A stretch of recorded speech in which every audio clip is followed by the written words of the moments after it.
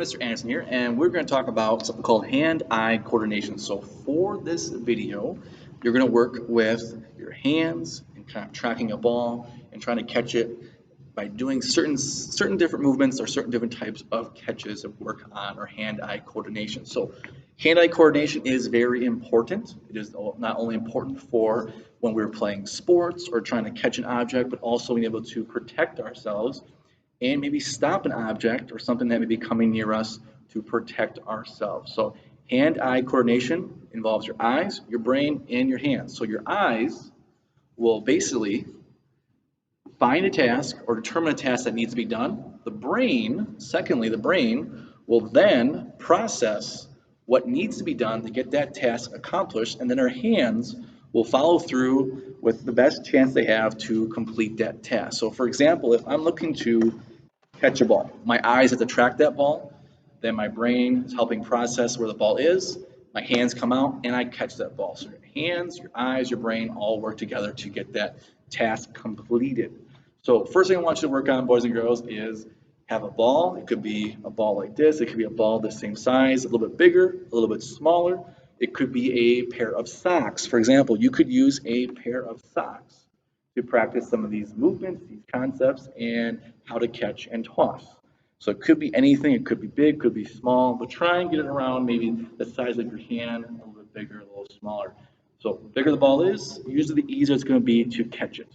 So first thing I want you to do work on is using your right hand only. So if you want to put your left hand behind your back, you're going to practice just up and toss that ball up and catch it on the way down. So you're going to catch it on the way down. So try doing that with your right hand and your left hand. So use your left hand, put that right hand behind your back, up and catch the ball on the way down. So again, you can put your hand behind your back. If not, you can keep it off to the side, but try and use one hand at a time. The second thing I want you to work on is when you are tossing the ball this time, instead of catching it on the way down, we're going to practice tossing up and then grabbing it out of the air. So toss it up, grab the ball out of the air with your hands. So you're going to use your eyes, your hands to grab that ball from almost the top of it. So it may take a few tries, it may be harder. So if you are used to using your right hand, it may be very difficult with your left hand. And also if you are a lefty, it may be hard to do it with your right hand. So practice tossing up and grabbing the ball from on top. So instead of letting it drop up, catch that ball out in front of you. So with your left hand also, same thing, toss it up and grab that ball out of the air. So practice doing that 5, 10 times, even more if you want. So again, practice catching the ball on the way down with both hands and practice grabbing the ball out of the air. So a few times when you go to grab it, you may push it into the ground or launch it in front of you because you're still trying to get the concept and how hard and where to grab with your fingers. So the next thing I want you to work on is volleying the ball to yourself. So we're going to make our hands into almost like a racket or almost into like a paddle. So you're going to take the ball and just try and bounce it back and forth. Just tap it back and forth very easily like that. So you can make it nice and close, or you can make it much, much higher. So depending on where you push it with your hands, it could be very, very easy or it could be difficult. So again, try and use your hands as a paddle or some type of racket and pretend that you are hitting the ball back and forth to yourself. You can hit it straight up in the air, or you can try and volley it back and forth. So practice that as well too. So practice that movement. Next thing I want you to do is this could be more of a game, more of a challenge. So what I want you to do is you're going to toss the ball up in the air and then clap your hands as many times as you can before the ball comes back down and then catch that ball. So for example, I'm going to throw it up. 1, 2, 3. So I got 3 claps. So I'm trying again, throw the ball up. 1, 2, 3, 4, and I caught it. So my goal is to throw it up, still keep track of the ball in the air, and do my hand claps and catch it on the way down.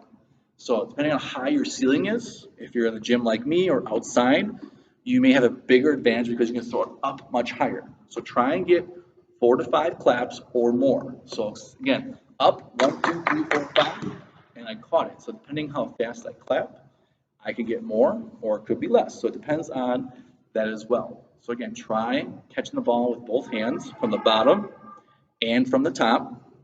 Also try using your hand as a paddle, and also try that challenge of throwing up and catch it. And lastly, I want you to work on is some balances. So for example, you can take the ball in your hand and stand with your right knee up and just toss back and forth and practice back and forth. Then switch to your left knee, practice back and forth.